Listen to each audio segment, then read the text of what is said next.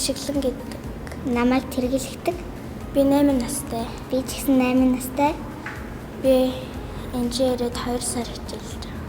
Би ч гэсэн 2 сар хичээлж байгаа. Би ширээний теннист үнэхээр дуртай. Би өөрийнхөө сонирхлоороо ширээний теннист орсон.